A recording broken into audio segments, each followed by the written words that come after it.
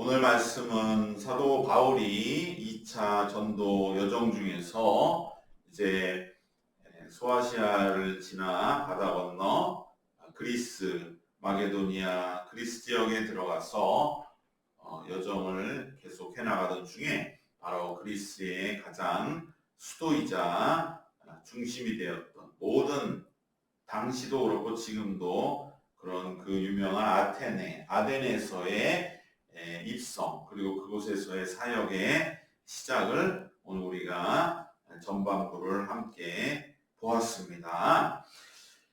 바로 이 아테네는 정말 유서 깊은 도시고 인간의 지혜의 최고봉이라고 하는 이 아테네에 갔을 때 바울은 굉장히 그 마음에 기대감도 있었고 또 자신이 헬라의 여러 가지 학문의 정통한 자로서 정말로 이제는 비로소 아테네에 간 자기의 분명한 역할과 그 기대감으로 하나님의 역사를 나타내겠다라고 하는 분명한 마음을 가지고 입성을 했지만 그곳에서 직면한 그러한 인간의 지혜의 실상 그리고 인간이 만들어내고 있는 그러한 인간의 지식과 모든 학문의 실상을 볼 때 그 보잘것없음에 바울은 우선 분노했다라고 16절에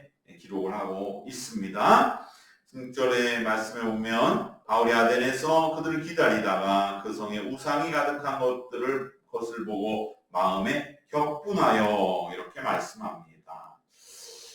우선 처음부터 뭔가 격분했다라고 하는 이 구절이 아데네에서 사역에 그렇게 좋은 결말이 아닐 수 있다는 마치 암시처럼 들리기도 하지만 이 마음을 우리는 충분히 이해해 볼 수가 있습니다. 왜냐하면 바울은 헬라의 학문을 접할 적에 늘 문명인 그리고 헬라의 그러한 사고방식 뭔가 깊은 사색 이러한 오늘 이 배우고 사상을 가지고 또 철학을 하고 그런 학문의 그 깊이에 대한 찬양과 감탄의 존경의 마음을 가지고 아테네에 정작 갔지만 실제 모든 학문이 그 정말로 현장에 들어가 보면 사실은 그것은 그렇게 그 밖에서 볼 때 가지고 있던 경외심보다는 되게 공허하고 허무함이 있는 것처럼 아테네도 밖에서 볼 때는 대단한 도시로 여겨졌지만 실제 그 도시에 들어가 봤을 때 보이는 것은 인간성을 극대화시킨 그러한 형상들 그리고 지금도 우리가 볼 수 있는 그런 아테네 조각상들 인간의 모습을 표현한 그런 조각상들이 바울의 눈에는 우상으로 보였던 것입니다. 이처럼 인간은 아무리 대단한 진리와 원리와 학문도 결국에는 뭔가 보이는 것으로 표현할 수밖에 없고 그런데 그러한 표현은 언제나 불완전해 보이는 것이죠. 우리의 생각은 완전한데 보이는 것은 불완전하다. 그것이 또 이러한 사상과 철학의 하나의 기본 생각인데 그러한 현실을 부딪혔을 때 사도 바울은 더 오히려 어떠한 영적인 면을 발견하지 못했을 때 그러한 실망감이 분노로 점점 변화되었고 또 거기에 있었던 많은 그러한 형상들, 조각상들이 예술성도 없을 때는 이것은 아주 조잡하고 우리가 어떻게 보면은 관광지에 갔을 때 기념품들 중에 보면 어떤 것은 굉장히 정말 조잡스러운 느낌이 미안하지만 드는 그러한 것으로 그리고 더더군다나 선교라고 하는 복음 전파는 목적을 가지고 아테네에 갔던 바울의 눈에는 이건 모든 것은 우상과 미신적인 것으로 보일 뿐이었습니다. 인간의 노력으로 만들어낸 어떠한 형상을 가진 물건들 중에 가장 감동을 주는 것은 그나마 예술일 것인데 그러한 감동은 예술의 영역이지 우리 믿음의 영역은 아닌 것입니다. 물론 예술을 통해 평범한 것들보다 더 큰 감동을 받을 수 있지만 그것도 영적인 것과 결합이 되어야지 그 그저 인간의 지혜와 신화만을 또 인간의 모습을 본딴 신적인 존재들을 형상화한 그러한 모습 속에서는 예술성조차 갖추지 못했을 때 그것은 예술도 아니고 종교적인 상징도 아닌 애매한 조잡한 장식품들일 뿐인 것입니다. 바울은 이것을 아테네에서 본 것입니다. 그래서 철학과 그리스의 사상에 대한 흠모하는 마음은 있었지만 정작 아테네에 왔을 때 이러한 장식들만 가득한 곳에 그만 분노하고 말았는데 여기에서 바울의 안타까움을 우리가 한번 주목할 필요가 있습니다. 바울은 여기서 오히려 분노보다 한 걸음 더 나아가서 그들을 긍휼히 여겼다면 아테네에서의 사역이 이러한 안타까운 결말을 가져오지는 않지 않았을까. 오히려 분노함으로 감정적으로 우선 취약해지고 그렇기 때문에 오히려 그 그리스의 모든 사상들 앞에 결국은 복음으로 승리했다고 말하기 어려운 그러한 길을 가고 만 것이 아닌가. 우리가 세상에도 마찬가지입니다. 우리가 세상에 대해서 사람은 기대가 클수록 그것이 배반당한 분노심이 빠지기 쉬운데 우리는 세상에 대해 어떠한 기대하는 마음을 가질 이유가 그렇게 많지 않은 것입니다. 우리는 세상에 대해 긍휼히 여기고 세상에 대해서 하나님 어떠한 좋은 것이 있는 것처럼 보여도 그것은 결국은 긍휼히 여길 대상인 것이지 그것에 대해서 오히려 마음을 빼앗기고 분노하는 것은 그러한 우리의 마음을 흔들게 만들고 그것은 하나님의 복음을 전파하고 하나님의 역사를 이루는 일에 결코 도움이 되지 않는다. 우리가 기대해야 할 분은 오직 하나님이시고 우리는 세상의 그 어떠한 것이라 할지라도 긍휼히 여기는 넉넉한 마음을 잃지 않을 때에 아테네라고 하는 인간의 극대화된 바로 그 한복판에서도 담대하게 주님 우리에게 맡겨주신 바 영혼과 복음 전파 상을 감당해 나가게 될 줄로 믿습니다. 두 번째로 이제 바울은 그곳에서 복음을 전하는데 당시에 그 아테네의 많은 사람들은 나름 어떤 논리적이고 언어적인 훈련을 받았기 때문에 바울이 말하는 바를 듣고 나름대로 정리를 해서 어떠한 자신들이 이해하는 바울에 대한 그러한 정리된 말들이 18절에 이제 나오고 있죠. 18절에 이렇게 되어 있습니다. 어떤 에피쿠로스와 스토아 철학자들도 바울과 쟁론할 수 어떤 사람이 이르되 이 말쟁이가 무슨 말을 하고자 하느냐 하고 어떤 사람은 이르되 이방신들을 전하는 사람인가 보다 하니 이는 바울이 예수와 부활을 전하기 때문이라. 즉 당시에 에피쿠로스 학파와 스토아 학파의 많은 철학자들이 이제 그곳에서 서로 논쟁을 할 때에 이들이 바울이 들은 그 바울의 복음에 대한 정리 두 가지였다는 거죠. 당신도 여러 그 당시에 있었던 소위 말쟁이, 소피스트 같은 논설가의 한 사람 아니겠느냐.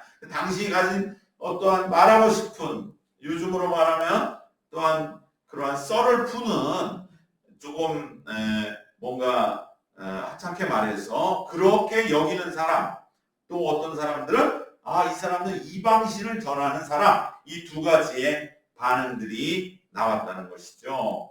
그래서 사도 바울은 이제 이 새로운 가르침에 대해서 입을 여는 그러한 계기를 바로 아레오바고라고 하는 당시에 아테네에 많은 사람들이 모여서 이제 서로 간에 논쟁하는 그 장소, 장터의 역할도 했고 많은 사람들이 그 파르테논 신전 밑에 있는 그러한 아레오바고에 모여서 그곳에서 논쟁할 때 그곳에 이제 바울이 그 자리에 서게 되었던 것입니다. 그러면서 이제 22절, 23절에서 본격적으로 드디어 바울이 아테네에서 전했던 복음의 말씀이 나오고 있습니다. 한번 22절, 23절 말씀 함께 보도록 보도록 하겠습니다. 함께 봉독하겠습니다. 바울이 아레오바오 가운데 서서 말하되 아덴 사람들아 너희를 보니 범사에 종교심이 많도다. 내가 두루다니며 너희가 위하는 것들을 보다가 알지 못하는 신에게라고 새긴 단도 보았으니 그런즉 너희가 알지 못하고 위하는 그것을 내가 너희에게 알게 하리라. 자, 이 말씀이 우리가 과연 이 말씀을 우리는 어떻게 살펴야 할 것인가 했을 적에 바울이 아테네의 여러 가지 모습을 보면서 이 사람은 추상적인 그러한 또 보이지 않는 세계, 이데아의 세계들을 말할 적에 그래 하나님도 보이지 않는 하나님이시니 그런 점에서는 통할 것 같다는 생각이 들어서 종교심이 너희가 많다. 물질적인 것만은 아니다. 그런데 23절에 보면 너희가 이제 종교적인 그런 여러 가지 시설들이 있을 텐데 거길 내가 다녀보다 보니 알지 못하는 신에게라고 새긴 단을 보았다 이거죠. 알지 못하고 알지 못하는 신. 그런데 이제 바울은 아테네에서 그 알지 못했지 그 신을 내가 알게 해주겠다. 즉 신의 형상들을 세울 때 하나의 자리에는 받침대만 세우고 그 위에 아무것도 없다는 말이죠. 그 밑에 알지 못하는 신을 위한 자리 이렇게 해놨을 때 거기에 너희들이 모셔야 할 분이 바로 두말할 필요 없이 살아계신 여호와 하나님 예수 그리스도 삼위일체 우리 하나님이시라는 것을 내가 너에게 알게 하겠다. 100번 옳은 말인데 문제는 뭐냐? 이것이 아테네 사람들의 귀에 어떻게 들렸을까?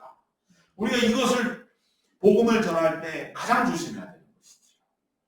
왜냐하면 왜 아테네 사람들이 알지 못하는 신에게를 세워놨는가? 그것은 아테네 사람들이 어떠한 생각을 반영하는 것인가를 바울은 감안을 했어야 하는 것입니다. 즉 알지 못하는 신을 내가 알려주겠다 이러면 아테네 사람들이 볼 때 우리가 그러면 드디어 그 자리를 채울 수 있는 그 신을 만나나 보다 이렇게 생각할 사람이 얼마나 있겠냐. 절대 그렇지 않다는 것이죠. 그것은 바울의 아테네 선교의 아쉬운 점입니다. 그렇게 접근하지 말았어야 된다.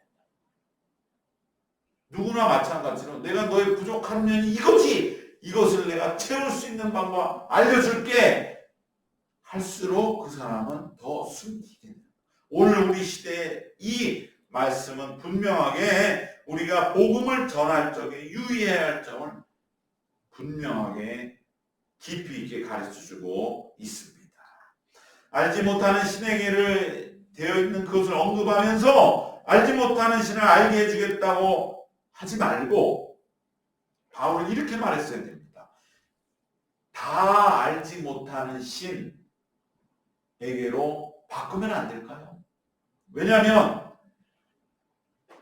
알지 못하는 신에게라고 하는 신의 자리를 마련해 두었다고 하는 것은 아테네 사람들의 사고방식, 즉 오늘날 이 철학이 말하는 사고방식 자체가 늘 자신들이 다 모른다는 것을 거기에 표현해 놓은 거거든요.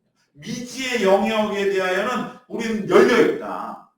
우리가 다 알지 못한다. 우리에게는 언제나 모른다는 걸 알기 때문에 누군가가 또 신에 대한 어떠한 분명한 메시지를 우리에게 주면 우리 받아들일 자세가 돼 있다. 그래서 알지 못하는 신도 우리에겐 있다 라고 하는 걸 표현하는 열려져 있는 개방적인 사고를 상징하는 것입니다. 이것을 사도 바울은 마치 너희들이 그거를 모르고 있어 하듯이 가르쳐주는 방식으로 선교했던 것이 막혀버린 것이죠.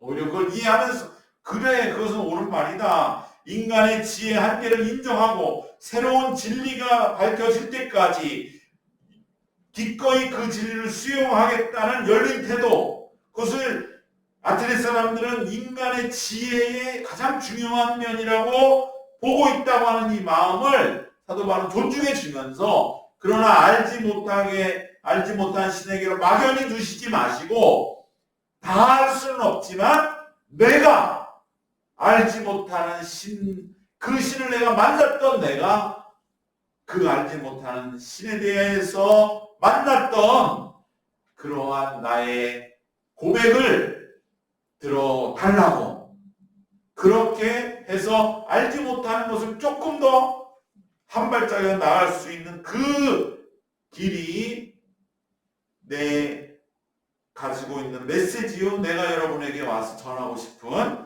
복음입니다. 이렇게 시작을 했다면, 그러면 이러한 아테네에서의 큰 어려움은 없었을 것이다 라고 하는 것입니다. 즉 아테네 사람들은 어떤 진리가 이거라고 바로 그것이 정답이라고 하는 그러한 사고방식 자체가 무시당했다고 하는 점 때문에 마음의 문을 닫은 것이다. 그들은 항상 무한한 개방적 사고방식, 그것을 자신들이 중요시 여기고 수용적이고 어떠한 그러한 생각과 고백과 인생이라도 받아들이는, 바로 그러한 태도의 거부감을 일으키는 그 정답을 제시하는 모습과 태도가 되었기 때문에 그 뒤에 아무리 진리의 말씀을 선포해도 아테네 사람들의 귀에는 뭔가 자신들의 그 마음을 확 열지 못하는 그러한 벽이 여전히 남게 된 것입니다. 물론 우리 하나님은 분명히 정답이십니다. 그리고 하나님은 살아계십니다. 그렇기 때문에 그러한 바울의 확신이 격분이 일어났다 할지라도 중요한 건 그 복음을 듣는 자를 구원하고 그를 사랑하는 하나님의 마음을 보여주는 것이지, 내가 가지고 있는 확신과 정답을 선포하는 것은 두 번째 문제가 되는 것입니다. 그렇기 때문에 바울은 다시 다른 도시 사람들은 어떨지 모르겠지만 아테네에서는 그들의 이 생각을 100% 중시해서 바울 자신도 하나님을 다 알 수는 없지만 보다 명확하게 나에게 나타나셨다고, 그리함으로 하나님은 계시고 그래서 당신들이 말하는 거 알지 못하는 신은 알지 못하기 때문에 없는 게 아니라 분명히 계시다는 것, 그것을 나는 여러분에게 전하고자 한다고 하면서 바울 자신도 동일하게 나도 여러분과 같이 그 하나님에 다 알고 있는 것은 아닙니다 라고 그렇게 시작하며 복음을 선포하기를 접근했더라면 보다 설득력 있게 아테네 마음의 문을 열었을 것입니다. 이러한 태도는 오늘날 우리의 복음 전파에도 그대로 적용이 됩니다. 오늘날 우리들도 우리의 확신과 우리의 답답함 때문에 전도를 하는 것이 아니라 그 전도의 상대방을 하나님은 사랑하시고 그가 지금 인생 속에서 어떠한 믿음의 확신을 가지고 살아가고 있는 것에 대하여 함께 고민하고 공감하고 아파하면서, 그러나 우리가 가진 믿음의 이 확신을, 체험을 함께 나눔으로 그가 좀 더 인생의 확신을 갖도록, 그리고 그것이 하나님에 대한 믿음의 확신과 구원으로 들어올 수 있도록 바로 그 상대방에게 우리가 초점을 맞춰서 전도를 해야 하는, 그래서 어떠한 일반적인 선포와 설명보다는 실천적인 그러한 모습으로 서로 그를 위하여 사랑을 베푸는 모습으로 전도해야 하는 것입니다. 우리가 정답을 가지고 있다 하더라도 이 가진 우리의 이 답을 어떻게 그에게 제시해 줄 것인가 하는 문제는 또 다른 문제이고, 여기에 바울의 아테네에서의 큰 연약함, 안타까움이 있었던 것입니다. 우리가 가진 해답을 진정으로 다른 불신자들도 해답으로 여길 수 있도록 인도해 나가는 길은 내 방식을 주장하는 것에 있어서가 아니라 바로 그 믿지 아니하는 자의 방식에 최대한 맞춰서 복음을 제시하는 것이 더 효과적이다. 그것이 어려울 수 있고요. 내 답답함이 아직 해소되지 않을 수는 있지요.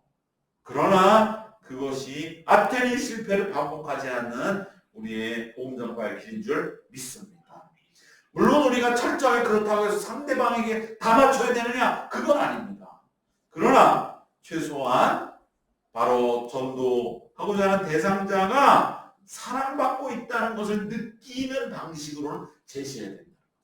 무시받고 있다, 가르침받고 있다, 뭔가 나에 대해서 지금 나를 끌어당기고 있다, 이러한 방식보다는 사랑받고 있다, 그러한 마음. 아테네인들에게도 당신 얼마나 보이지 않고 알지 못하는 신을 찾아 헤매왔습니까? 나도 마찬가지였는데 내가 가진 체험들은 여기에 있었습니다.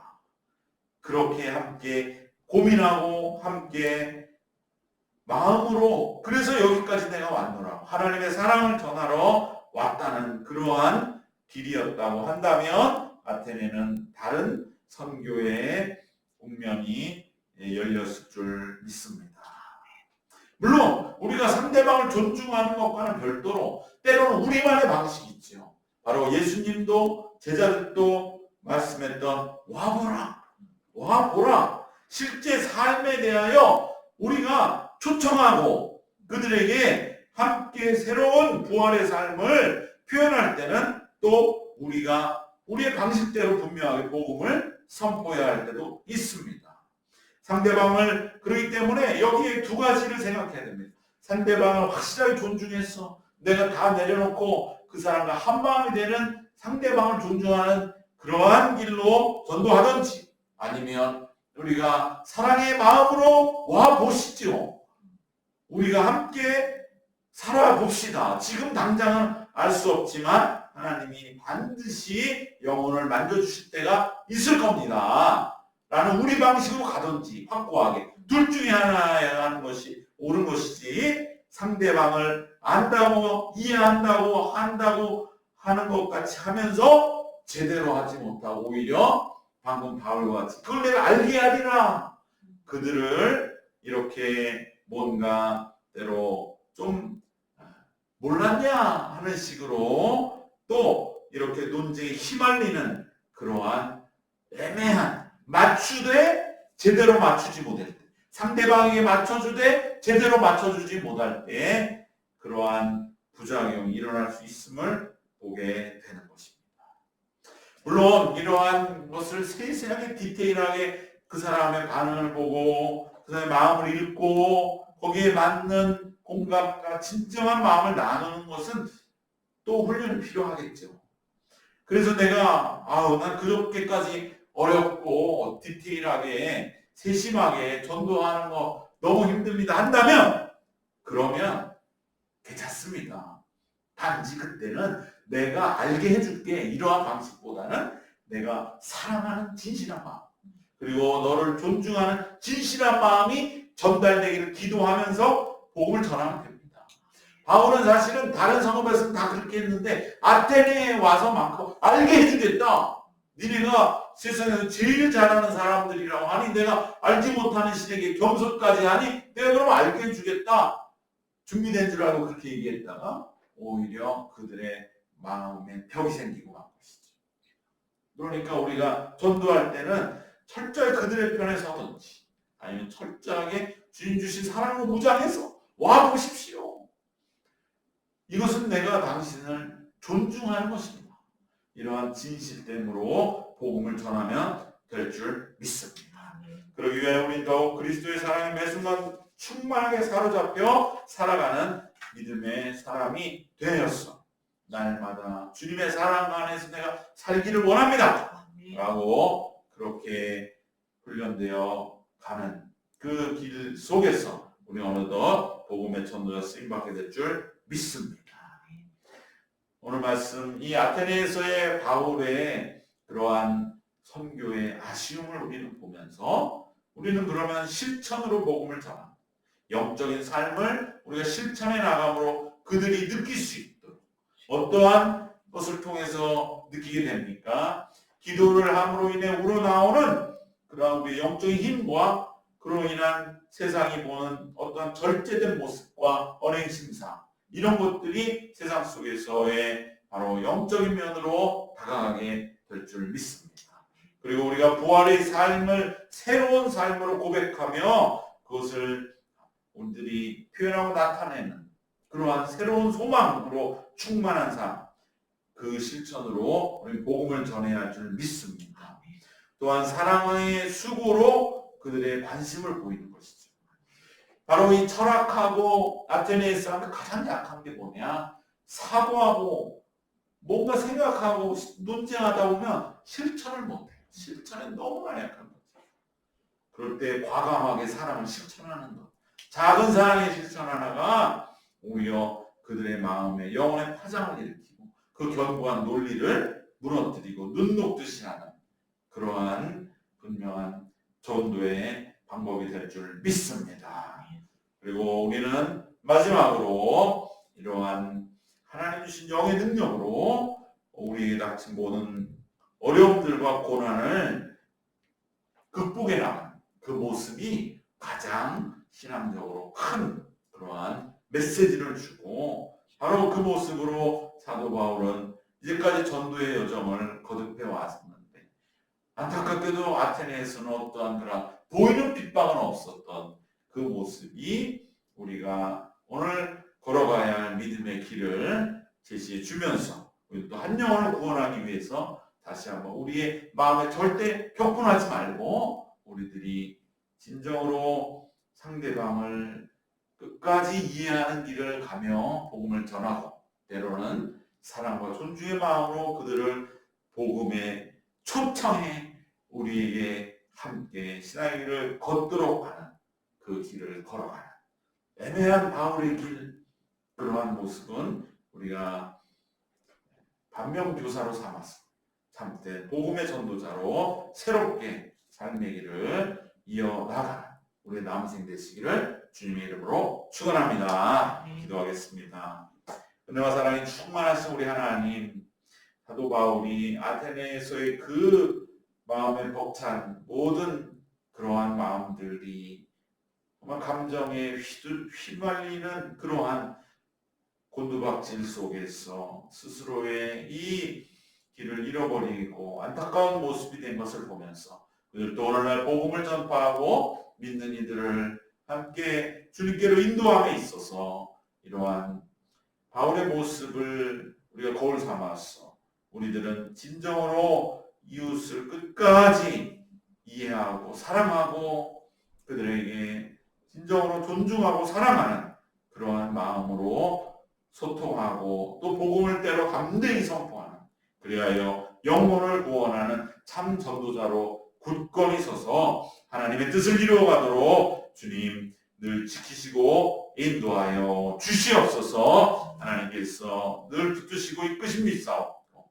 아테네에서의 상황과 같은 우리의 삶의 형편 속에서도 영적인 삶을 실천하고 실제적으로 나타냄으로 인하여 이웃들의 영혼을 구원하는 믿음의 복음의 일꾼으로 쓰임받게 인도하여 주시어서 하나님의 뜻이 이루어지는 우리들 교회 우리 모든 믿음의 권속들이 다 되도록 은혜 베풀어 주시옵소서.